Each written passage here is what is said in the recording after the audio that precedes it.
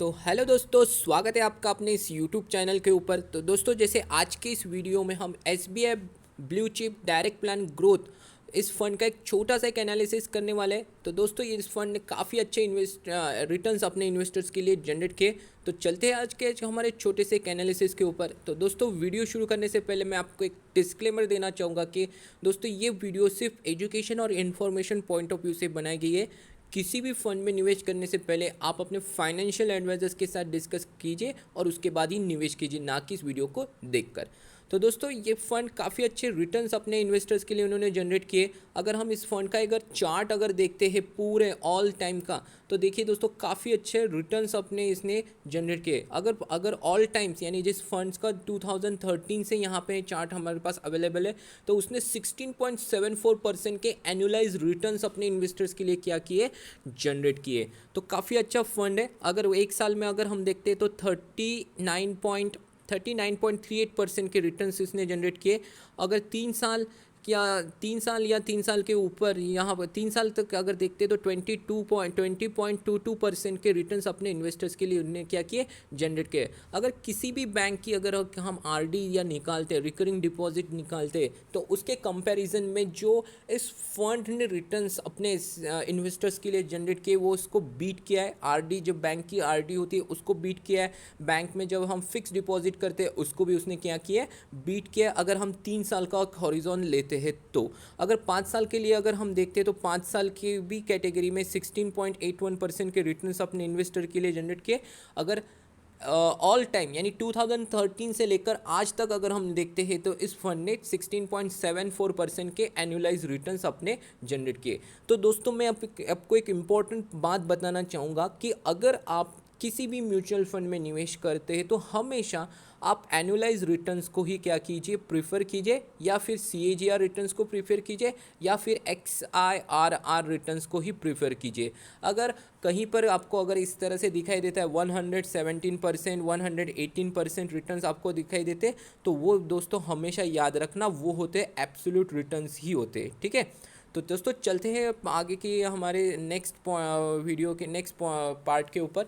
तो दोस्तों, इस फंड के NAVs आपको यहाँ पे दिखाई देगी। तो यहाँ पे NAVs है। अगर मिनिमम SIPs, अगर SIP इस फंड में अगर आप स्टार्ट करते हो तो 500 रुपीज़ से आप SIP स्टार्ट कर सकते हो। और फंड का अगर साइज़ देखते हो तो 31 करोड़ रुपीज़ ये फ़ंड क्या कर रहा है, मैनेज कर रहा है। तो अगर हम यहाँ पे देखते तो फंड का जो रेवेन्यू जनरेट होता है, फंड के पास जो पैसा आता है, वो 88.63% तो वो SIP के थ्रू आता है, और 11.37% जो पैसे आते हैं वो वन टाइम ऑर्डर के पॉइंट ऑफ व्यू से आता है। यानी ये जो आता है वो पैसे आते हैं लमसम से, और ये जो 88.63% जो पैसा इस फंड के पास आता है वो SIP से ही आता है। तो देखिए दोस्तों, कितने सारे पैसा जो SIP रूट से यहाँ पे इस फंड के पास आ रहा है। तो काफ़ी अच्छा कैश इस फंड के पास है, और काफ़ी अच्छा अगर देखा जाए तो साइज़ भी इसका फंड का काफ़ी बड़ा है।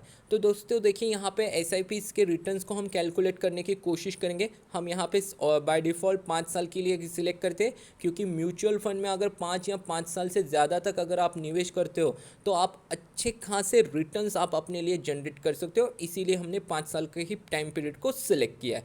अगर हम मंथली SIP अगर हम स्टार्ट करते हैं, तो वो 500 रुपीज़ से हम स्टार्ट कर सकते हैं।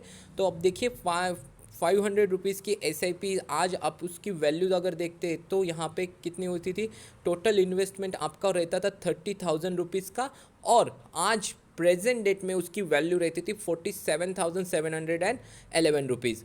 तो ठीक है दोस्तों, यहाँ पे अगर हम इस 500 रुपीज़ SIPs को अगर हम बढ़ाते हैं, अगर हम 10,000 रुपीज़ की अगर हम SIPs करते थे, तो आज उसका वैल्यूज़ हम कैलकुलेट करने की कोशिश करेंगे। थोड़ा सा दोस्तों सेलेक्ट कर लेते, 10,000 रुपीज़ की SIP। अगर 10,000 रुपीज़ की SIP अगर हम यहाँ पे स्टार्ट करते थे, 5 साल में जो फंड का जो 16% का रिटर्न यहाँ पे हमारे पास शो किया था, तो 10,000 रुपीज़ की SIP से आपके पास 6 लाख रुपीज़ यहाँ पे आपकी इन्वेस्टमेंट रहती थी, और उसके ऊपर आपको 3,54,000 रुपीज़ का रिटर्न जनरेट होता था, और ऑल टुगेदर आपके पास इन्वेस्टमेंट प्लस रिटर्न्स, इसको मिलाकर 9,54,229 रुपीज़ आपकी आज की उसकी प्रेजेंट वैल्यू रहती थी।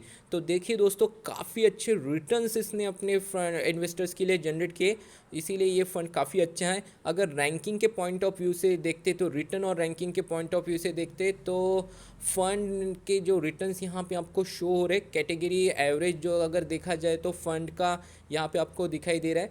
तो उसके बाद फिर चलते हैं नेक्स्ट पीर के साथ, हम कंपेयर करते हैं कि SBI ब्लू चिप फंड और बाकी के जो फंड्स हैं उन्होंने किस तरह से रिटर्न्स अपने इन्वेस्टर्स के लिए जनरेट किए, उसके बारे में हम कंपेयर करेंगे। तो बाय डिफ़ॉल्ट हम 5 साल के लिए यहाँ पे क्या करेंगे, रिटर्न्स को हम लगा लेंगे। तो यहाँ पे 3 साल के ही रिटर्न्स यहाँ पे अवेलेबल है ग्रो में। तो यहाँ पे हम 3 साल के रिटर्न्स को हम चेक करते हैं। तो SBI का जो 5 साल का जो रिटर्न था वो कितना था, 16.78% हमें यहाँ पे शो किया था। देखिए दोस्तों, यहाँ पे मैं आपको दिखाता हूँ, 16.81% के रिटर्न्स अपने इन्वेस्टर्स के लिए जनरेट किए थे।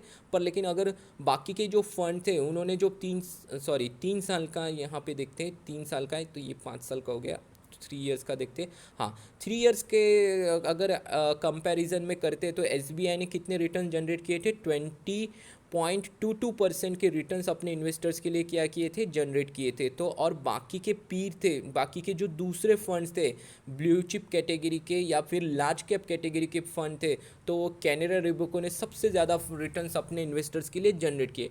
उसका मैं रीज़न भी बताऊंगा क्योंकि क्यों इसने रिटर्न्स इतने ज़्यादा जनरेट किए थे और क्या रीज़न थे, उसके बारे में हम बाद में आने वाले जो टॉपिक रहेगा उसके ऊपर हम डिस्कस करेंगे। तो यहाँ पे एक्सिस ब्लू चिप फंड के जो रिटर्न्स थे 23.20% रिटर्न थे और मेरा एसेट के 20.24% के रिटर्न थे। उसके बाद यहाँ कर देखा जाए तो 57 स्टॉक्स इसके होल्डिंग में, सबसे ज़्यादा इन्वेस्टमेंट्स इनका जो बैंकिंग कैटेगरी के ही स्टॉक्स में दिखाई देता है, जैसे HDFC बैंक, ICICI बैंक रहा, तो इनमें सबसे ज़्यादा यानी वेटेज यहाँ पे उन्होंने दिया है। तो यहाँ पे उसके बाद फिर IT के स्टॉक्स यहाँ पे नज़र आते हैं, Infosys, HCL technology, Larsen and Toubro engineering company है, इंजीनियरिंग से रिलेटेड स्टॉक्स है, HDFC फिर से एक फाइनेंस सेक्टर्स की एक कंपनी यहाँ पे दिखाई देती है। तो इस तरह से टोटल 57% स्टॉक्स यहाँ पे अवेलेबल है।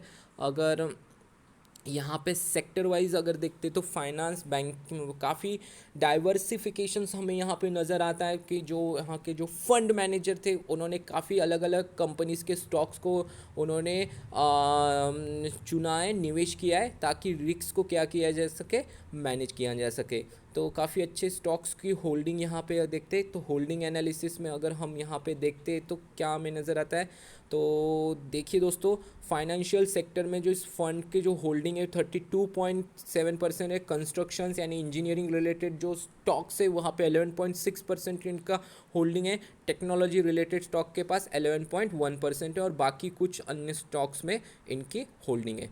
तो उसके बाद हम नेक्स्ट टॉपिक देखते हैं कि प्रोज एंड कॉन्स क्या है, इस फंड्स के एडवांटेज और डिसएडवांटेज क्या है। तो प्रोज अगर देखा जाए तो 3 इयर्स और 5 इयर्स के जो एनुअलाइज रिटर्न्स है, जो कैटेगरी एवरेज है, उससे उस फंड्स ने क्या किए, ज़्यादा रिटर्न्स जनरेट किए अपने इन्वेस्टर्स के लिए। अगर मान लो अगर कैटेगरी एवरेज यहाँ पे अगर हम देखते हैं कि 15% रिटर्न्स फंड्स क्या करते हैं, जनरेट करते हैं, तो इस फंड्स ने 20% अगर रिटर्न्स अपने इन्वेस्टर्स के लिए जनरेट किए, तो इसको हम कह सकते हैं कि इस फंड्स ने जो कैटेगरी थी, इस फंड्स के लार्ज कैप कैटेगरी के जितने भी फंड्स थे उसका अगर हम एवरेज देखा जाए तो उसको बीट किया है, यानी कैटेगरी एवरेज से ही ज़्यादा ही रिटर्न्स अपने इन्वेस्टर्स के लिए उसने क्या किए, जनरेट किए। इसीलिए ये उसका प्रोज रहा। 3 इयर्स और 5 इयर्स के एनुअलाइज रिटर्न्स यहाँ पे returns are higher than the category average यहाँ पे हमें दिखाई देता है। उसके बाद लोवेस्ट एक्सपेंस रेशो है, अगर एक्सपेंस रेशो 1% से नीचे रहा तो काफ़ी अच्छा माना जाता है, क्योंकि बहुत सारे ऐसे फंड है जिनका एक्सपेंस रेशो 1.5%, 1.8% तक भी है और इनका जो एक्सपेंस रेशो है 0.96% है। जितना ज़्यादा फंड उस फंड के पास रहेगा उतना ही उसका एक्सपेंस रेशो क्या हो जाता है, कम हो जाता है। ठीक है, इसके कॉन्स के बारे में हम समझने की कोशिश करेंगे। तो कॉन्स में हमें नज़र आता है कि हायर AUM होने की वजह से ये फंड थोड़ा सा कम रिटर्न्स अपने इन्वेस्टर्स के लिए जनरेट करता है, पर लेकिन कोई प्रॉब्लम नहीं, 16% 20% के रिटर्न्स भी काफ़ी अच्छे रिटर्न्स यहाँ पे हम मान सकते हैं। और 1 ईयर्स के एनुअलाइज रिटर्न्स को अगर देखते हैं तो कैटेगरी एवरेज से उसने कम जनरेट किए, पर लेकिन कोई प्रॉब्लम नहीं। हमेशा फंड्स क्या होता है, अप्स एंड डाउन चलते रहता है, कभी कोई दूसरा फंड्स अच्छे से रिटर्न जनरेट करता है, कभी ये फंड अच्छे से रिटर्न जनरेट करते हैं, तो अप्स एंड डाउन्स यहाँ पे चलते रहते हैं। तो फिर उसके बाद एक्सपेंस रेशो के बारे में डिस्कस करते हैं। एक्सपेंस रेशो फंड का 0.96% है। उसके बाद एग्जिट लोड के बारे में अगर हम देखते हैं तो काफ़ी इंपॉर्टेंट है। अगर 1 साल से पहले अगर इसमें से पैसे आप विड्रॉल करते हो तो आपको 1% रिडेम्पशन, आपको 1% का एग्जिट लोड लगेगा। अगर एस आई पीज़ के, चाहे एस आई पीज़ हो या फिर लमसम हो, अगर 1 साल के पहले अगर आप उसमें से उस फंड में से पैसे अगर निकालते हो तो 1 साल के बाद आपको किसी भी तरह का एग्जिट नोट नहीं लगेगा इन केस ऑफ लमसम। पर लेकिन एस आई पीज़ के ऊपर कुछ परसेंट का एग्जिट लोड आपको लगेगा, क्योंकि एस आई पीज़ के एग्जिट लोड कैलकुलेट करने का मेथड अलग होता है। अगर एक्सप्लेन करूँगा तो काफ़ी वीडियो बड़ा हो जाएगा। फ़ंड को मैनेज करने वाले जो फ़ंड है वो सोहिनी अदानी है, काफ़ी अच्छे से मैनेज कर रहे हैं और ये फ़ंड को 2013 से हैंडल कर रहे हैं।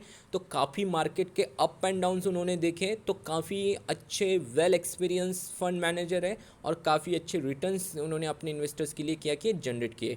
तो दोस्तों ये टोटल छोटा सा एक एनालिसिस रहा हमारी तरफ से।